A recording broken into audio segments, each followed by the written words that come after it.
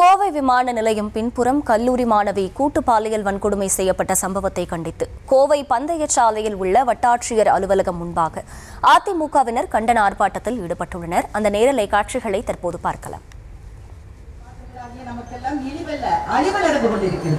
முன்பெல்லாம் வயசு பொண்ணுதான் பத்திரமா பாத்துக்கணும். இப்பெல்லாம் பால் குடிக்கிற பச்சை குழந்தையிலிருந்து பல்லு போன கிளவி வரைக்கும் பாதுகாப்பு இல்லை. பாதுகாப்பு இல்லைன்னா நம்ம யார்கிட்ட புகார் செய்யணும்? காவல் நிலையத்துல சென்று புகார் செய்யணும். காவல் நிலையத்துல புகார் செய்யலாம். கொடுமைன்னு கோயிலுக்கு போனா அங்க ஒரு கொடுமை அந்தரத்துல ஆடுதுன்னு சொல்லுவாங்களே, அது மாதிரி இன்றைக்கு காவல் நிலையத்தில் இருக்கின்ற பெண் காவலர்களுக்கு பாதுகாப்பு இல்லை. அருமை சகோதரிகளே, இன்றைக்கு கூடுதல் விவரங்களை செய்தியாளர் அருண் வழங்க கேட்கலாம். அருண் வணக்கம், இது குறித்த முழு விவரம். வணக்கம்.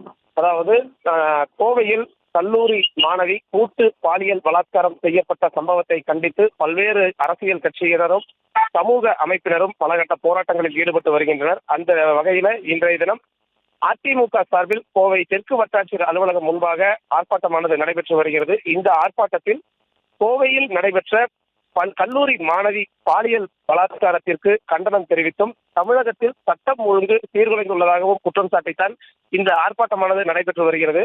இந்த ஆர்ப்பாட்டம் கோவை மாநகர் மாவட்ட அதிமுக செயலாளரும் கோவை வடக்கு தொகுதி சட்டமன்ற உறுப்பினருமான அம்மன் அர்ஜுனன் தலைமையில் நடைபெற்று வரக்கூடிய இந்த ஆர்ப்பாட்டத்தில் அதிமுகவினுடைய மூத்த தலைவர்களில் ஒருவராகவும் முன்னாள் அமைச்சராகவும் இருக்கக்கூடிய வளர்மதி பங்கேற்றிருக்கிறார்.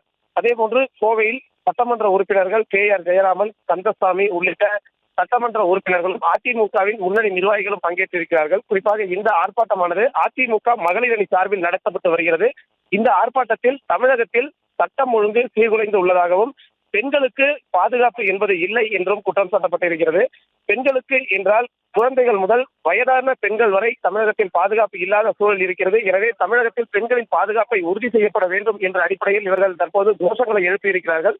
அதே போன்று தங்களது கோரிக்கைகளை முன்னிறுத்தி கைகளில் பதாகைகளை ஏந்தியும் தங்களது கண்டனத்தை வெளிப்படுத்தி வருகிறார்கள். அகிலா,